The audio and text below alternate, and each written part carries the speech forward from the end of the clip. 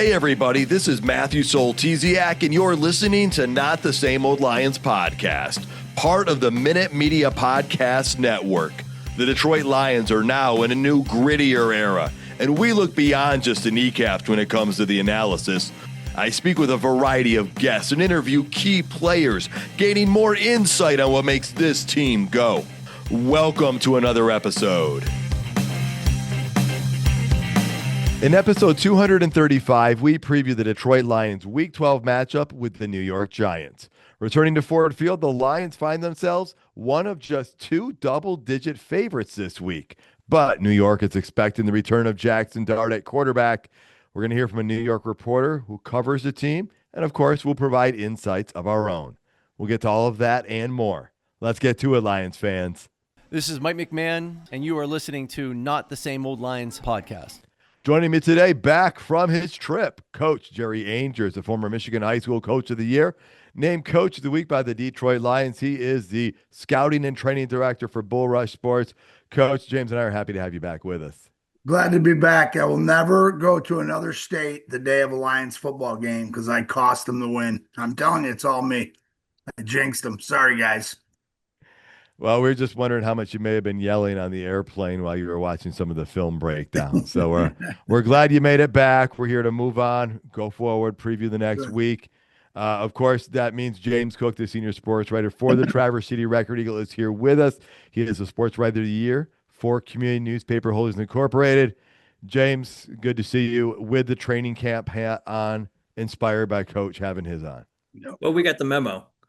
I'm surprised that I didn't hear of an FAA violation somewhere as Coach was watching the Lions video last week. Some plane they had to turn around because of an unruly passenger upset about some football game. The pilot wasn't happy too. He was okay with. He was loved it that I was letting him know what happened. Well, one thing we want to let you guys know is that our show is brought to you by Roaster Jack Coffee Company in Traverse City. Since 1999, they have been roasting premium beans from small farms all around the world, fresh to order and just for you. And the only thing better than great coffee is great coffee with a discount, folks. Go to roasterjack.com, use the code LIONS. It will get you 20% off your next order. Roaster Jack Coffee Company. Be a hero, brew great coffee, and go Lions. Okay, guys, we got to hit up major storylines. Any final reactions from last week before we get to the preview for this week? James, get us going. Well, I mean, we've all heard that the sky is falling. Jared Goff is awful. Dan Campbell has reached his ceiling. Brad Holmes is a horrible general manager, and the Lions Super Bowl window is closed. I guess we should just close up shop and just not have any more episodes because people are just jumping off cliffs everywhere.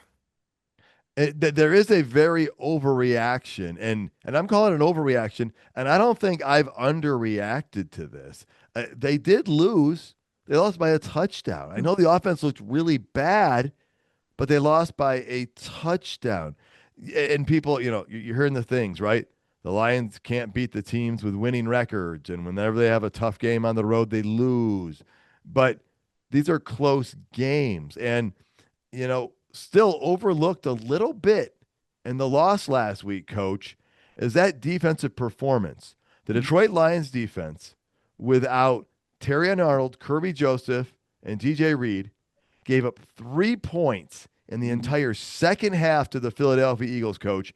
And those 3 points were on a 49-yard field goal. The defense is fifth in yards allowed in the NFL right now. And James even said it, the cliche we all know, defense wins championships, and this defense is playing at its highest level since Dan Campbell came here. So, Coach, help us push the sky back up. Talk to us a little bit.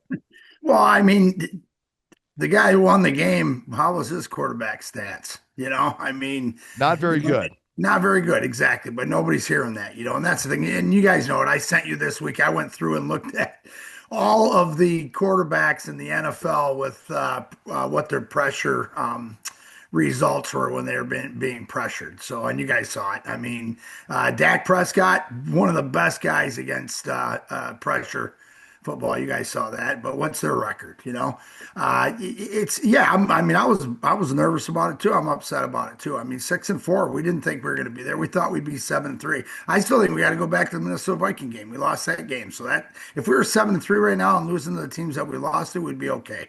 So Dan Campbell's going to right the ship. The team's going to right the ship, and hopefully they'll get it right this week. And again, go back to the defense. Defense, they rocked, man. We had again when we lose games, it's the perfect storm, and we had the perfect storm. And I'm not talking about the weather and the wind and the cold out there. I'm talking about the perfect storm on things going wrong against us. So I think we're going to be okay. Last time I checked, we did beat one winning team, and I think they're a division leader, and we put 52 on them. So let's see what happens this week. Yeah, yeah, we did put that many points on a division leader. I like that one, Coach.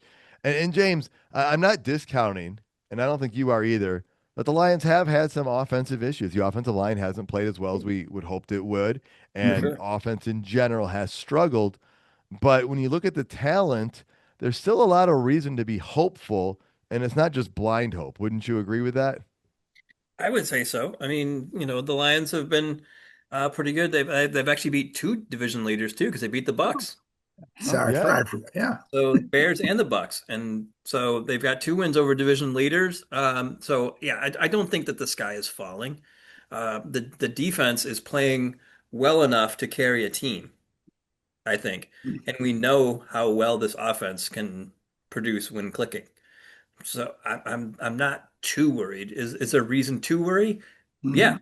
Yeah. but I'm not like overly worried or anything. I mean, that defense is great. They're getting probably Terry Arnold, maybe even DJ Reed back this week for like a limited snap count. Maybe Kirby, you never know. So adding more pieces to that defense, you get Malcolm Rodriguez, I think, back for this week. Mhm. So this defense is only going to get better, and the offense, I think, will get better as the season goes along too. And and Rallage gets better as he improves. Becomes less of a rookie, and Awashika gets used to playing Mhm. all the time. Yeah. Well, another thing I want to point out, the Lions ended up wearing silver pants again. And I know they didn't win the game, but they got the silver pants. And so we didn't go monochrome one color.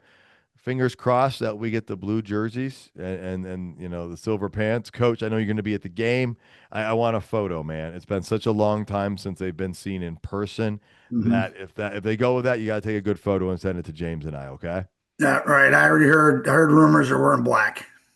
Is that what you heard? That's what I heard. So we'll Okay. see. But I'm not holding my breath. It may be one game. Maybe it'll be the Pittsburgh game. That would be yeah, great. yeah. All right. Well, let's quickly hit the division news. The NFC North leading Chicago Bears are 7-3. They host Pittsburgh. The Packers and Vikings square off against each other. Any thoughts on the division, James? Aaron Rodgers trying to screw over the Lions again by getting hurt right before he has to play the Bears. Mhm. Uh, Maybe he could play this week. What I've heard is there's a possibility that he could still play this week with that fracture in his non-throwing wrist. Um, but Well, the Steelers are still going to be a challenge for the Bears. They've got a good enough offense that they can put up points, and the Bears defense is not good, so I can see that totally being a game. Packers Vikings.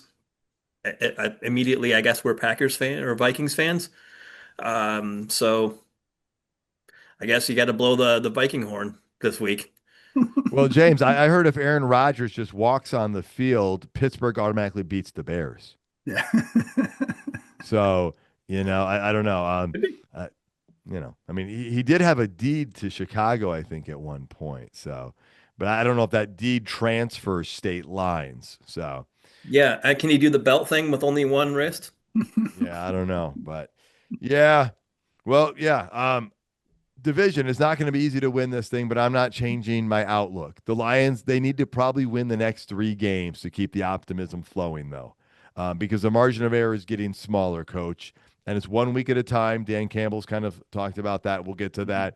But we wanted them to take care of all their home games. They had that hiccup against the Vikings, especially when you mentioned that, coach.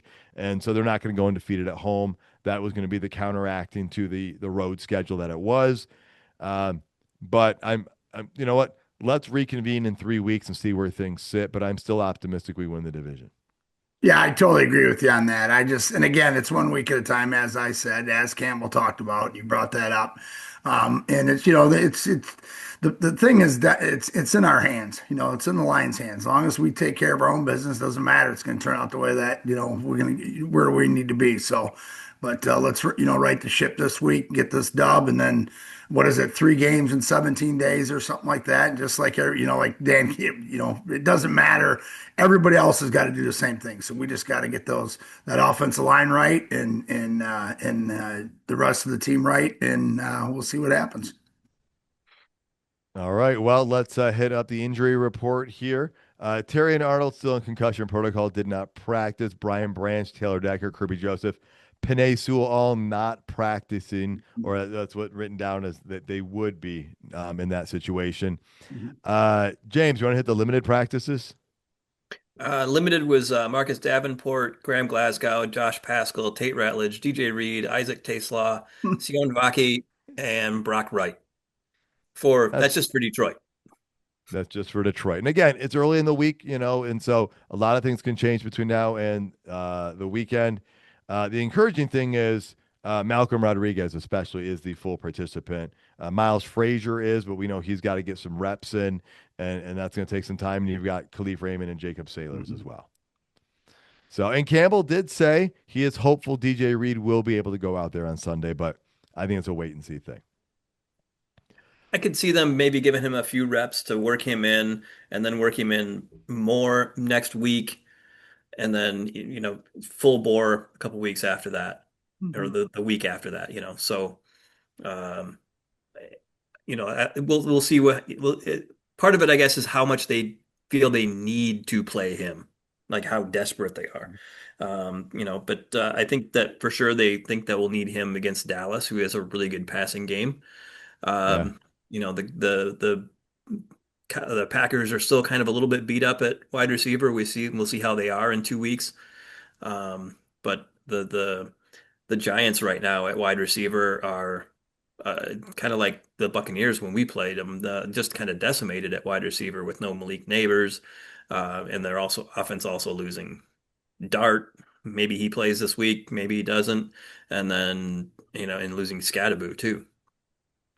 All right, well, let's get to that then. It's time to preview the upcoming game against the New York Giants. To start with that, we'll start with the interview with Ryan Field, the lead sports anchor for ABC 7 out of New York. Here's that interview.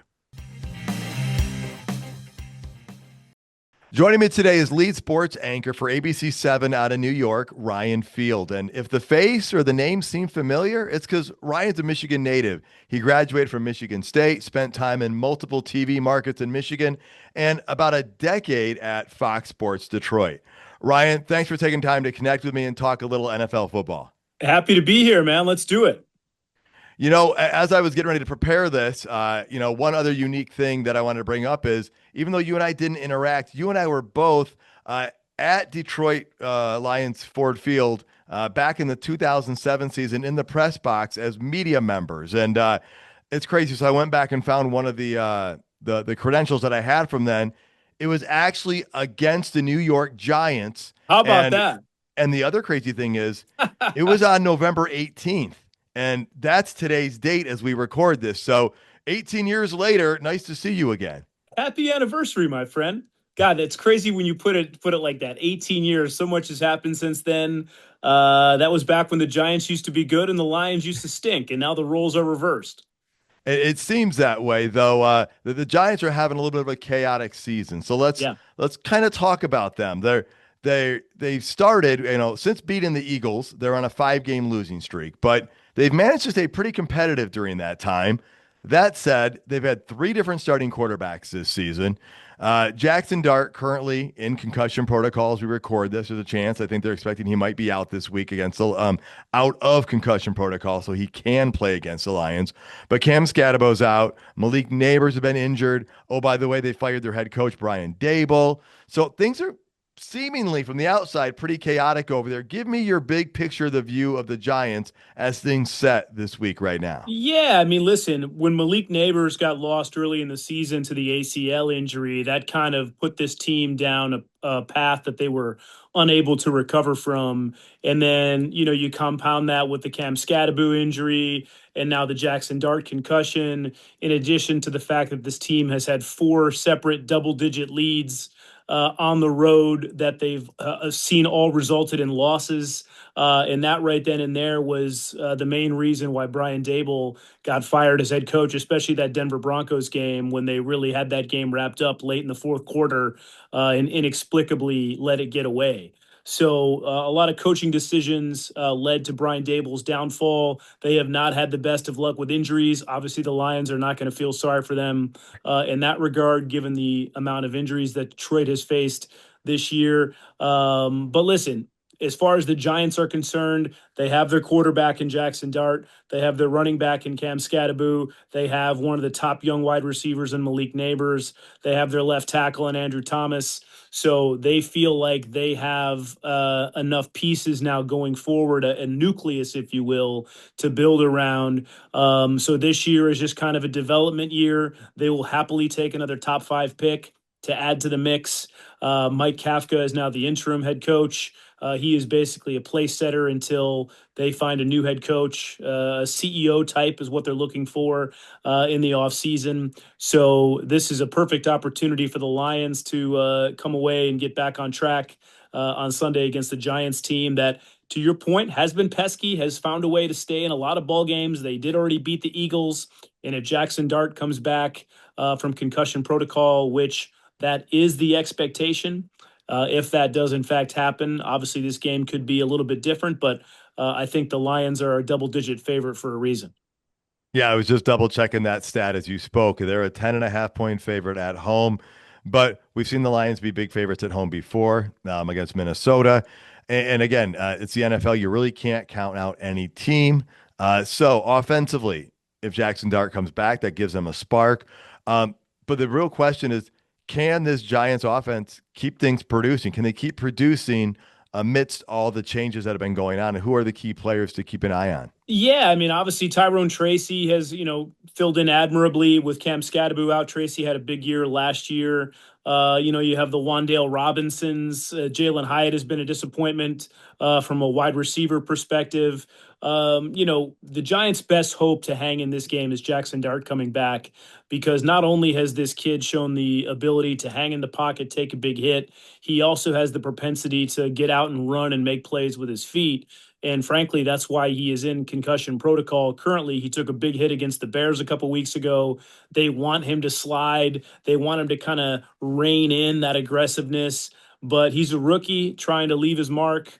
And he loves to play the game with a little moxie and a little swag. You can tell by the way he dresses, by the way he carries himself, the way he is in the locker room, and how the players respond to him. And he kind of brings that attitude out on the football field. And it's kind of a fine line. Like, how do you corral a guy that wants to be aggressive and make plays, but you also don't want him to get hurt? So I think the Giants are trying to find that line to walk with him. But if he comes back and can play on Sunday, he presents a dual threat for the Lions defense, and that in turn can help open up the running game. And, maybe you spring Wandale Robinson for a big play here and there. But that is certainly their best chance to win on Sunday. All right, well, let's flip over to the defensive side of the ball. What is the best part of this Giants defense? What are they doing well? Well, that's the whole thing. I mean, you talk about, the Brian Burns and the prize rookie Abdul Carter and the Kayvon Thibodeaux and the Dexter Lawrences. I mean, the Giants are supposed to have one of the best defensive lines and pass rushes in all of football, but they're in the bottom third in most defensive metrics. Their linebackers haven't been great. The secondary has been a disappointment. So, to play to their strength, would seem to be an easy idea given the personnel that they have, but it has been a struggle under Shane Bowen, the defensive coordinator, and a lot of people wanted Dable to part ways with him, but Dable kind of stood his ground and opted not to do so. So I fully expect when a new head coach comes in here this offseason that he brings in a new offensive coordinator and defensive coordinator because a Giants defense that is as talented as they are, at least on paper, should be a lot better than they are in terms of getting to the quarterback and making plays in that regard. Brian Burns has had a really nice season from a sack perspective, but he's been the one guy that really has stood out. So, if you're the Lions, he's one guy to keep an eye on come Sunday. All right. Well, is there something that, maybe people outside New York might not know about this team, right? The changes that have gone on or some of the characters there and what's going on that might be important for them to understand as a collective that going into this game, it's worth knowing this about the team amidst all the changes at quarterback, the head coach and some of the injuries? Yeah, I mean, listen, there's definitely some culture questions. Abdul Carter was benched to start the game, the prize rookie out of Penn State, to start Sunday's game because it just came out on Monday that he had fallen asleep at the team facility and missed a walkthrough. And apparently had been late for a couple of team meetings that Dable kind of looked past. These are just reports that have come out of the locker room. Carter has since apologized for that and has maintained that he wasn't asleep. He was merely getting treatment.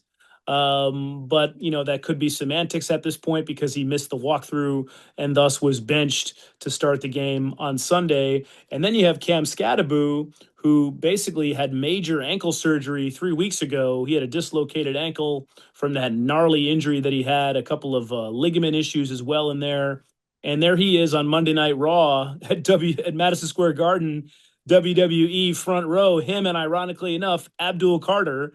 I saw that. Yeah, just getting it in, getting into it with some of the wrestlers and pushing them around. And if you're the Giants, and Michael Strahan had some fun with it this morning on GMA, he was like, "Listen, dude, we want you to play football and stay healthy. Like, we don't want all these extracurriculars." And for a guy who had just come off major ankle surgery, yeah, he says he's doing better and the rehab has been going great. But, him there on his feet, pushing a bunch of heavy wrestlers around, can't be the formula that the Giants want to have going forward in terms of his rehab and getting healthy. So those are just a couple of culture questions that have kind of come into focus here and just in the last 48, 72 hours, really. So definitely something that, maybe folks outside of New York haven't paid that much attention to, but certainly a talking point coming into this game on Sunday. All right. Well, again, we talked about it. It's a 10.5 point spread right now. The Lions are heavy favorites in this one. But if the New York Giants are going to get a win, because hey, they had Denver on the ropes, and Denver's That got they a very did. good And they record. beat the Eagles. Yeah. So if the Giants are going to pull off a victory, what do the New York Giants have to do? I think it's got to be a couple of big plays from Jaxon Dart. He's proven that he can run and throw for touchdowns. He's done both of those on multiple occasions in games this season. I think they have to force at least 2 or 3 turnovers from the Lions, maybe a couple of strip sack fumbles. They're going to have to win the turnover battle and get a couple of big plays. But the worst thing that happened for the Giants was for the Lions to basically get humiliated Sunday night in Philadelphia. So this is also a Lions team that hasn't lost consecutive regular season games in the same season in more than 3 years in NFL records. So they are in for a very tall task on Sunday. A lot would have to go their way for them to spring the upset. For sure. And you use the word humiliated. I know the offense really struggled. The Lions did against Philly, but the Lions defense held Jalen Hurts pretty well in check as well. Yeah, no, they did, and obviously humiliated on one side of the ball, and Sure. I think Dan Campbell kind of came under fire, both from a local media perspective and a national media perspective for some of his, let's just call them highly aggressive fourth down calls, where you're playing to your point in a game where the defense is so good that maybe you need to kick the field goal, maybe you need to not do a fake punt from inside your or in your own territory. They went for it 5 times on fourth down. And yeah, I know that's their MO. And, Campbell was right. If we get 2 or 3 of those, he said, this game probably tilts in our favor, which is true. But given the nature of how that game was unfolding, I think he had to adjust his strategy a little bit. Nobody has an issue with him being aggressive and going for things like fourth downs, as we've seen him do since he's been head coach. But it's such a fine line between being aggressive and being reckless. And I think he crossed that line Sunday against the Eagles. Well, and you did say, the Lions have a reputation for rebounding really well off of a loss. And that does not bode well for the New York Giants, plus the game being at home. But of course, there are no givens, there are no guarantees. So if the Lions are going to defeat the New York Giants this weekend, what does Detroit have to do? I think the Lions are going to get back to playing Lions football.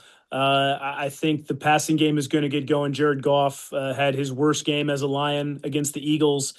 Granted, the Eagles defense had a lot to do with it. I know the offensive line, to use that word again, was humiliated because the Eagles, I felt like were in the backfield the whole night against Goff.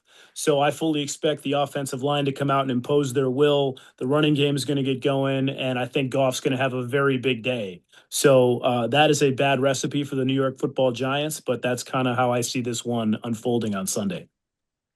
All right. Well, oftentimes when I speak with somebody from another market, I don't ask them many questions about the Lions, but you are uniquely positioned being a Michigan native, spending so much time covering Detroit sports, and you still follow them to a degree.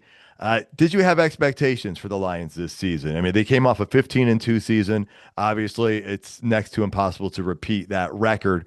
But did you have expectations coming in, and are those expectations holding or are they adjusting? Yeah, I mean, listen, I think anybody who follows the NFL knew that their schedule was so much tougher this year than it was last year, that any ideas of going 15-2 were delusions of grandeur.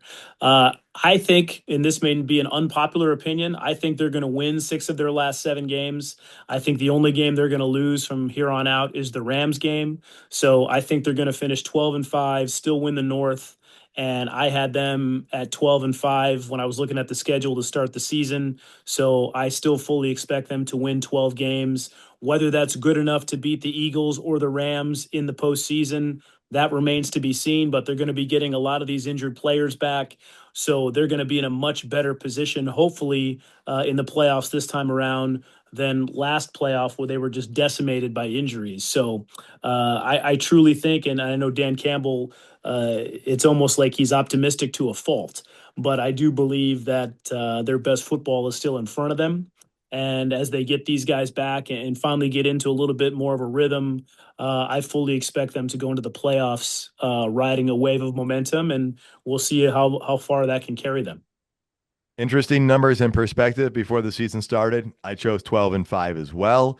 And if I look at their schedule, I do think it's possible. And like you, that Rams game is the toughest one left on the schedule. That's going to be the toughest game they have. Awesome. I really appreciate your insights, Ryan. Thank you so much for taking the time to talk Lions and Giants football with me today. Happy to be here, Matthew. Again, a big thank you to Ryan for all those insights. So, guys, the Giants, what do we make of this team so far? I mean, it's a team that has stayed competitive, coach, regardless of the situation, right? As Ryan and I talked about, three different starting quarterbacks. I do think Jaxon Dart is going to clear concussion protocol and play this week. That is the expectation. There is no guarantee. They lost Neighbors way early on. They lost Scadaboo. They lost their head coach, but the team could have beat the Denver Broncos. They did beat the Philadelphia Eagles, coach.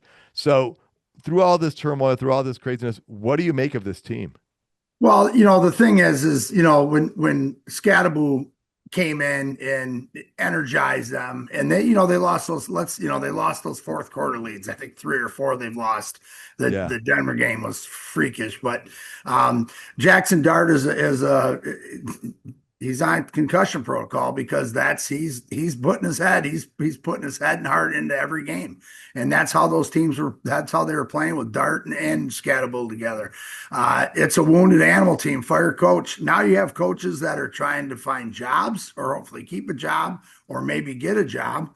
And you have players that are saying, man, whoever comes in, I better have some good tape and good film on or I'm out. And again, some guys might be saying they're going out. So, if Winston plays, again, 500 yards, 9 touchdowns, 5 interceptions. You don't know where he's going to go and where he's going to go. He's just a great leader. So, and they're NFL football players. And so we get, it's a concern. Dan Campbell's concerned with it. No matter what, Jaxon Dart comes back, it's a concern. The guy can play. So, but you take all those things, they win a game like this, and guys are going to stick around or earn bigger contracts for next year. So, this is another one of those scary games that well, and we knew it going in. We had a tough schedule, and this is a tough football game. James, what do you have on this? What the state of the Giants right now? Yeah, like you said, they do tend to stay competitive. Their record is not good. They're kind of like an old school Lions team where, the record's not bad and the record's not good, but they've been in a lot of games and just managed to lose them late. They also beat the Chargers this season, which is a pretty good team. Their only two wins are against the Chargers and the Eagles. So they've lost, they've beaten some good teams and lost to some not great teams and lost to a bunch of good teams. Uh, I also kind of wish that Evan Neal wasn't on injured reserve or didn't go on injured reserve this week, the guard for them. Then the Lions fans could witness firsthand the level of offensive lineman that would have been available at the trade deadline as he was just repeatedly housed by Aleem McNeil. But that's not the case because he's on IR right now. But he was one of the offensive linemen that was supposedly being shopped at the trade deadline. Like that's what you could have gotten. Yeah, yeah. Sometimes I guess expectations or expectations and hope don't always meet with the reality of the situation out there, and you're hoping for something, but that's not what's possible. Well, what do we expect out of this Giants team this week against the Lions? Again, the quarterback position is not 100% known. We're expecting Jaxon Dart, could be Jameis Winston there. All things considered, the Giants, they are 15th in total yards on offense. They're only 23rd in points scored, though. And then defensively, this is the interesting part for the Giants. They are 29th in yards allowed and 29th in points scored. And their biggest weakness by the Giants could be that run defense, coach. They're giving up about 149 yards a game. You've already done a little bit of a scouting report. When I say a little bit, I mean a lot of it. What are you expecting the Giants to try and do this week against the Lions? Well, defensively, if we're going to talk about that, you kind of hit it. I mean, we have some great areas. Offense, we're number 9. And against with our run, they're 32nd. Rush shotgun, we're 11. They're 32nd. Overall efficiency, you already touched on some of these. Overall rushing efficiency for Lions offense, they're 32nd. I mean, boom, boom, boom. Those are all 5-star wins for us. But what I expect from them is Burns and Lawrence. And those dudes defensively, Lawrence, the guy's 6'4", 340. I was watching some of the film last week that they were doing. They were tilting him on the center. First of all, they started tilting left on the center. Then they started tilting right on the center. He's licking his chops right now. He's licking his chops because, we went against Vita Vea and another big one. Lawrence could be the best defensive tackle in the game. I mean, they talk about him, but they don't. He's got wiggle. He can move. He can press the pocket. And now he's looking at, we're looking at our basically our second guard, left guard, and looking at Glasgow, who's been playing guard his whole life. Now he's playing center, and then you got a Ratledge. So, and that. Excuse me. Then off the edge, Burns. I mean, he is just. I think he's got 13 and a half sacks. Is that right? I think he's 13 and a half sacks.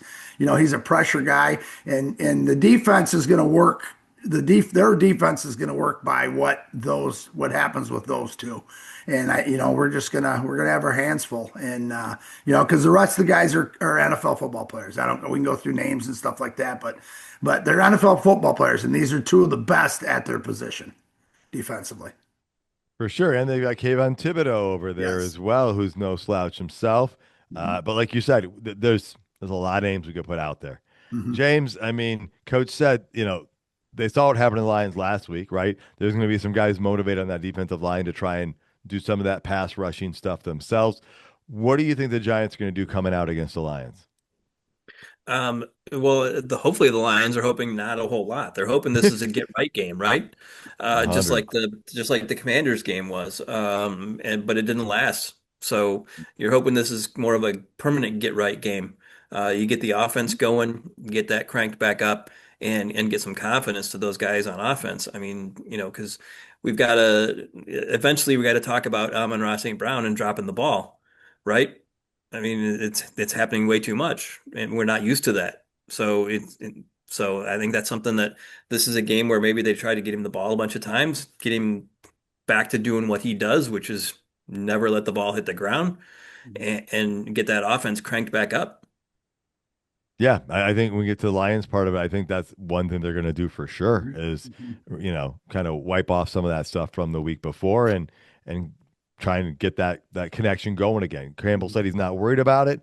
Um, but as we get into that and we start pivoting over to the Lions, I want to remind you guys that this episode is brought to you by Roaster Jack Coffee Company out of Traverse City. They've been doing this for 25 years plus. Go to roasterjack.com, use the code Lions. It will get you 20% off your next order. And so, Coach, James brings up a really good point. We're looking at the Lions. What are we expecting out of the Lions? And it is the get right game. Like James said, it Mhm. didn't last after the Washington game. We haven't strung together a multiple wins in a row since the beginning of October. But the St. Brown Goff connection, Mhm. not just 1 week, it does seem it hasn't quite as been effective or I don't know, prolific the last 3 to 5 weeks as it was the first few weeks. And again, I'm not looking at the stats. I'm doing this from the eye test. Mhm. What are your thoughts on and it's probably a perfect storm of a lot of things, but give us kind of what your takes are on that. Yeah, going with that connection, I think, it's hard to say. I don't know if he's not running the route right, if he's not reading the coverage right. Is Goff throwing the ball short? Is Goff not hitting him in stride? Saints had that wrist problem that people haven't talked about. I think, a couple weeks, 3 weeks back, he's had one or two drops every game, which is just kind of just not right for that situation for Saint. The part of it was the Eagles defense. I think we talk about the batted balls. I showed you guys the clips on the batted balls. Yeah. The from last week. A couple of those batted balls don't happen. We probably got big gains. I think last week had a lot to do with the check down and not having Sam Laporta there. Maybe Goff forced some throws to Saint, or we didn't get our checks in. The route, was he supposed to carry the route? Was he supposed to sit down?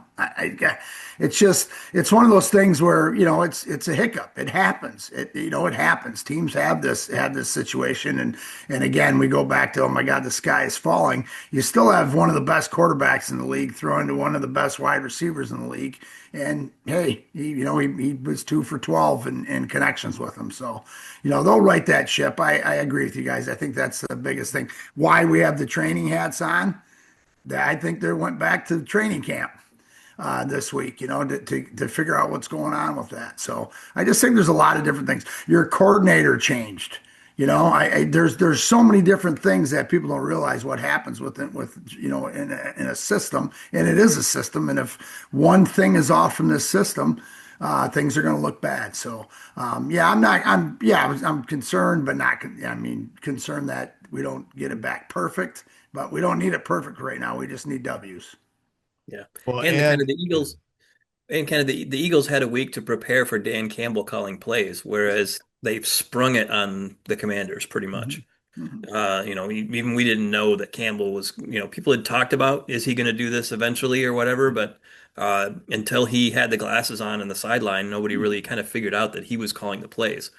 And the Eagles had a week to kind of pick up on some of his tendencies and what he likes to do, because he has some definite tendencies and things he likes to do. So, he's got, but he's also got another week to put different looks Mhm. in and do all those kind of different things too. well, and the other thing is it's not just one thing. I mean, and this seems to be the story of the Detroit Lions team this year. It's not the same player over and over. It's not the same thing over and over. It's a little something different. Maybe it's a wide receiver not blocking here, a running back missing something there, a couple offensive linemen there. It's been a plethora of things. I mean, the Eagles found out that they could bat balls. The Lions had not recognized that to be an issue. You know, they're going back to training camp, coach. You guys got it, and they're going to fix that. The other thing that was interesting was Dan Campbell talked about going for the fake punt. And people are like, well, when you saw the defense out there, why didn't you, were you guys, did you have a call to get out of it? He goes, well, we were expecting their defense to be out there. He was expecting that. And again, yeah, I know you listen to James and me have a little bit of a tirade. We did it in your honor because your voice couldn't be there. But I still defended the 0-5. Like, you know what? They've had multiple touchdowns on fourth down. They should have had one to Brock Wright. And so he knows what he's doing. The team knows what they're doing. They're just not finishing the play. They're not executing it properly, coach. And I do think it starts with that defensive line. And I think that's where you're going to look for things. Because I think, what do we expect of the Lions? The get right game. Look for them to try and play a complete game, a more complete game, especially on the offensive side of the ball. You know, it's really weird when you look at Gibbs and Monty's numbers. And I know their long runs will add or adjust these numbers because Monty had a 72-yarder, Gibbs as long as a 78, but they're averaging 4.5 and 5.2 yards a carry. Those are good numbers. They've got to be consistent, like what they did against Washington than what happened against Philly, though. And so I think they're going to try and get back to that, and they might have a better chance of that this week, coach. Yeah, and you know what the thing is the average of 4.5 and the average of 6.1 or whatever he was last year or 3.2. It's nobody is running exactly 5.6 yards every carry. It's an average. Average. That's where you take a whole bunch of numbers together. My math is coming out on me. That's where you take a whole bunch of numbers, you add them all together, and you divide by the carries, and that's where you come up with the average. So it's going to be 1 yard, 1 yard, 2 yard, 3, bang, 15, bang, 20. 2, 3, and it's all about setting everything up. We have not been able to, and again, how many times do I say stay ahead of the change, stay on schedule? And that's the thing is the schedule is to keep, to get to the 2nd and 8 or 2nd and 7. It's not going to be to get to 2nd and 4.4 because he's averaging 5.6 yards a carry. That's not the game. And those little tweaks and things aren't happening. And those are the things that, that's why the training camp concept's back in, get back in. You change your guards. So I don't, they're there. Gibbs has been up and down. What do you have? 140. Then he's down to 57. Then bang, he's up to 2 something. Then he's banged down. And then, what we haven't had, like I thought we had last year, was if Gibbs wasn't producing, Monty was knocking out those big runs. Or if Monty was producing, Gibbs, what I'm saying? And I just think those are some of the things that are happening right now. And again, losing your tight end, your check down, your security blanket before the Super Bowl champs in a hostile environment, things are not going to go right. And so we're going to be okay. I got one thing I want to throw. There's a couple of them, but this one on the Gibbs thing. This is what I'm looking for. Gibbs is the fastest speed of any player rushing the football this year at 22.34 miles per hour. How anybody gets this data? The Giants are giving up an average player of 15 miles per hour, which is the 4th highest among running backs. The running back gets up to 15 miles per hour against the New York Giants. I just don't know how these guys get this. I start looking at these things and go, great. So if they're giving up 15, but Gibbs is hitting 22.34, and he's the number 1, and they're number 4 against that, we should have Gibbs should average 72 yards per carry this weekend by this average. But it's the NFL. It's not gonna happen. James, coach is the math guy here. And I don't even know what that equation was, but I'm not touching those numbers if he's already gone through them. I'm just going to say we'll see what happens. Yeah. One other thing that Jahmyr Gibbs leads the NFL in is yards before contact. Yes. 3.7 yards. He's 3.7 yards behind the line of scrimmage or beyond the line of scrimmage before he gets first contact. Yeah. On average. I mean, part of that is you bust a 78-yard run. you never reach contact, Yes. kind of. But Yeah. but still, that leads the NFL. Right. Conversely, I think Ashton Genty is like 1.2. Yeah. Well, let's jump over to the defensive side here for the Lions. What we're expecting out of them. I want to see the defense continue where it was last week, continue what it's been doing, right? Again, they're defensively fifth in yards allowed, 10th in points allowed. And, you know, if Jaxon Dart's playing, he has been inspiring. He has played well. He is still a rookie. Um, I'm hoping the Lions can pull one of those turnovers. As James and I were saying, Yes. Kirby Joseph hasn't been in there. That might be affecting Mhm. some of it, but it's not just one person, right? All multiple guys are capable of it, coach. Turnovers are something the Lions like to have, and it's something that haven't come too plentifully this year. Yeah, you know what? And we were, we were, I think, amongst the leaders earlier, or at least doing well. We're winning that turnover battle. We talk about that all the time. You don't see the guys punching the ball out as much, for Yeah. some reason. There was like 3, 4 games in a row. The one Campbell came in, and of course, Meek's doing it all again. And again, I don't think they've gone away from it. I don't think those situations have come to it. Philly put the ball on the ground twice last week, if I remember correctly. We didn't get either one of them. Yep. They got perfect bounces. Again, it's the luck of the draw. So, those are again training camp things where I think the Lions are going to go back and say why now.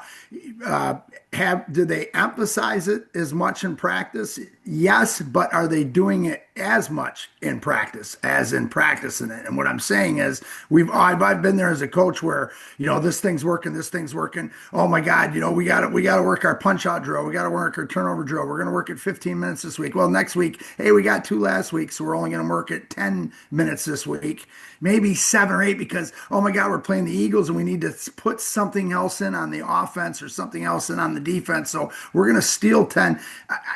That could be happening. It's the Yeah. NFL, and it happens. It's a mindset concept, and then that's where you go back, as a head coach, and that's what some of the things with Dan calling the offense is he missing some of those little details that he normally would take care of during practice or during game week, where now he has to take that extra time to prepare himself to get ready to call the games on Sunday.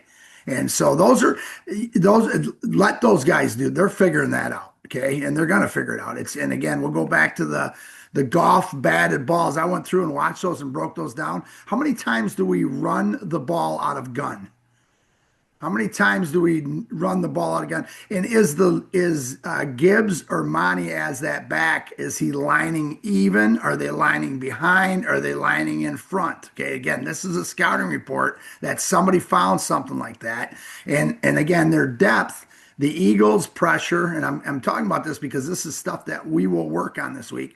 Their depth was if he takes a 1.5 step drop out of gun, he's throwing a quick route. We're going to press, get our hands up, and then react to either blocking or rushing. So those are just things that, again, we as the person watching it on the film on TV saying, the fan, what are they doing? Oh my God! But there's so many little details that are falling into this. And again, Dan Campbell's third week of being the offensive coordinator, realizing, he even said it, realizing I got to put another 5 minutes, or, Shep, you're in charge of this. What am I? Or, the old OC or the OC, Morton, what did we miss? Don't allow me to miss this. And I did that for years.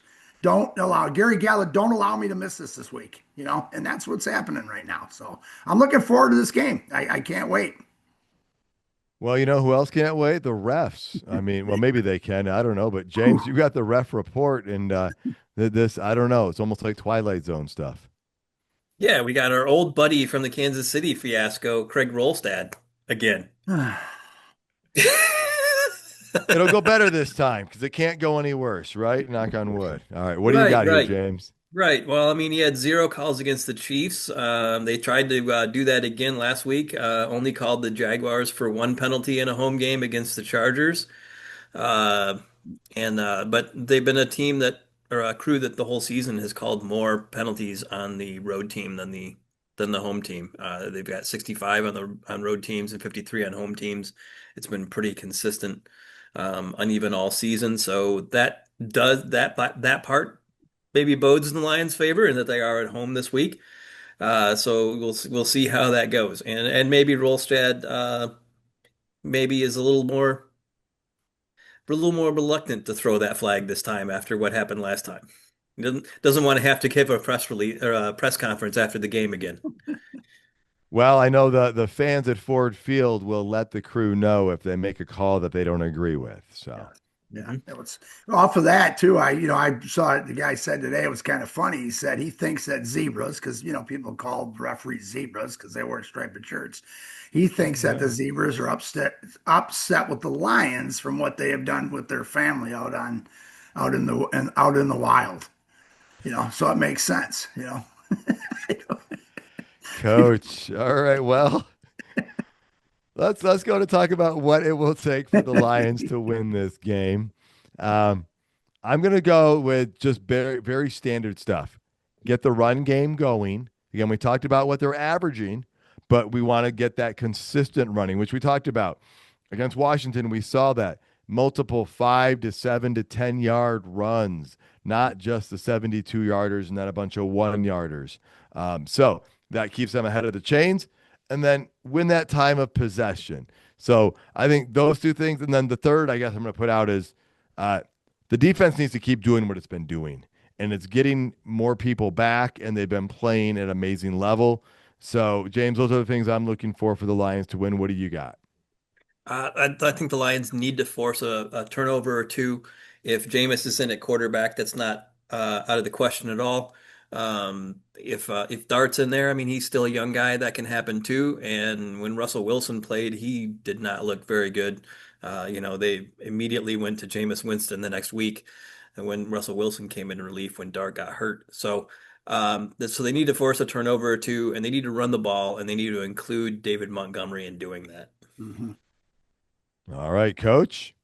I'm going to go off of a couple of things off return yards. Okay, return yards on special teams. Ooh, Our kickoff return, and our punt return. We got to get some type of uh, ignition there where it kind of just blows up. And I'm not talking about a score. I'm talking about just a decent run, just a big yep. kickoff return or a big punt return. Which will set us up with some enthusiasm on that part. Second, the turnover thing, just what James said, we have to when our offense isn't scoring, even though we aren't scoring at the rate we should have been off of turnovers coming into that game. We Those are things that are going to ignite things because those are things that have not been happening. Okay, and then of course the third thing would be from all that staying on schedule on the offense, and that making sure we don't have any of those negative plays and we don't get into those big third down plays. So I think if we take care of those three things, we're going to be in pretty good shape, and we'll get ourselves ready for the following week, 4 days later. All right. Well, we go to prediction time. Um, I don't take this as an easy game. I didn't take the Vikings as an easy game, but I do predict the Lions will get a bounce back win in this one, that they're going to right the ship and get things going. I would like to see them control this game. Well, that's the one thing I'm hoping to see in addition to that. But I'll take a win, but I'd like to see some control with it as well and whatnot. James, what do you got for any predictions? Well, the Giants couldn't do the Lions a solid last week against the Packers. So I think that they can turn that around this week and do the Lions a solid by losing this week as well. All right, Coach, any predictions before we hit final thoughts? I think the crowd will come into play here, of course. I think we'll get some false starts on this, and that's the biggest prediction there. And I think the offense of all of our weapons, that offense will bounce back in one big play or another. Nice. And that would be nice to see them spread the ball around. Something we talked about, we saw happen in the Washington game. Didn't happen last week. Would like to see some of that come back. Mhm. All right. Well, final thoughts. Lions sit at 6-4, guys. We kind of talked about this earlier. When I spoke with Ryan Field, he thinks the Lions could finish 6-1, putting them at 12-5 still. I think that's a possibility as well. I really do. But in order for that to happen, the Lions do need to win this week, and we need to stack a few in a row. Something, again, they haven't done since the end of September and the beginning of October. So 1 week at a time, like Coach said, that's what you got to do this week. And again, to the people who, like James said, or the sky's falling, they're running to jump anywhere. Uh, it's not falling yet. It's not falling. There's some concern out there, and there's reason to be, but there's a lot of teams that would change their spots with the Lions if they could. And again, as I read, the Eagles fans are freaking out. And I mean, look what their record is. And they're like, how are we going to do anything when we can only score 16 points against the Lions? Like, so I think we're in a better spot than a lot of people realize. And we're not in a great spot. And Coach, and this is a final thought, but this isn't the worst spot the Lions could be in. I mean, the Lions are not overconfident right now, right? Isn't that what you want out of a football team this time of year? As a team that knows they got to fight and claw and work hard? I mean, so Coach, I think in some ways the Lions might not be in the worst spot possible. The worst spot possible would be like, I don't know, maybe 5-5 when your division leader is like 9-2 or something like that. So, lot to be done, lot to be decided. Nothing's done yet, but I still think there's a lot of possibilities here, Coach. Well, when you control your own destiny and you don't have to look over your shoulder or look at the scores every Sunday and Monday to see who won and who lost, and that's where the Lions are at. Lions have to look in the mirror and look at themselves and right the ship or do whatever you want, however you want to say it. And it's a great area. We have 7-game season left. Where are we going to be? We're going to start out this week. But again, we control what we can control, and that's us playing football. We don't have to look for why the Giants, last week, man, if they would have won or if the Vikings would have beat the Bears. We control what we can control. And this is the first step of that 7 steps. And let's take care of the first step and work on to the next one. And James, I like that because Coach Campbell said he wants the players to focus on one game at a time and not start. I mean, he brought up the big picture a couple weeks ago, but he wants them just to focus on this, know that they have to take care of this if anything else is going to matter. And he said, to a reporter who asked him, we're not going to get more urgent because when you get overly urgent, that's when people start doing things they're not supposed to and bigger problems happen. So I'm still believing that Coach Campbell, I'm still following him. I still think he's got a great game plan and knows what he's doing.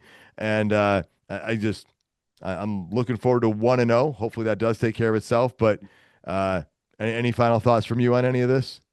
Yeah, I mean, if you're going to finish the season 6-1, you can't let this be the one. Correct. So they've got 3 in a row at home after this. They got to take advantage of this stretch and get some momentum going. And in the division, they got the head-to-head right now against the division leader. They won't pretty much have a head-to-head against the Packers because they have a tie. So it probably won't come down to a tiebreaker with them. So, like Coach said, they have their destiny completely in their own hands here the rest of the season. You end the season with 2 division games. So it's completely in their hands, but they need to start that this week by getting their hands on this win against the Giants and then moving on from there. Hey, we went through this last year, did we not? We had to keep winning and winning and winning. And so, as Dan Campbell always says, we're built for this. Yep, and the Lions do not have to scoreboard watch. There are 7 games left in the season. As James and I talked about, Coach, the playoffs don't start after week 11. They don't start after week 1. So it doesn't necessarily matter where you are in that time frame, unless you're like 2-9, then that does matter. But there's still plenty of season left. There's only really that, like you guys said, that Vikings game is that one game that you really didn't want to let get away. But we got 7 games left, so cool. Go ahead, James. You got a lot of time to go out there and buy some gosh dang coffee. Yeah. That's right. Fuel up. I mean, for the holidays too, because I know they're getting busy, guys. Just met with Roaster Jack the other day, and holiday shipments are getting started here. I think they have a special holiday blend. I don't know if it's out yet or it's coming out soon, but stock it up and get it in those stockings, because what's better than waking up on Christmas Day with some coffee? Fresh coffee. So shout out to Roaster Jack for roasting incredible beans since 1999. Folks, if you want to get that in there, get that order in soon, use the code LIONS at roasterjack.com. It will get you 20% off your next order. Thank you so much for tuning in, everyone. Please tell your family and friends about the show. Find us on social media as well as all major streaming platforms. We'd love to hear your thoughts and reviews. Check out more episodes and content at notthesameoldlions.com. And until next time, stay gritty, my friends.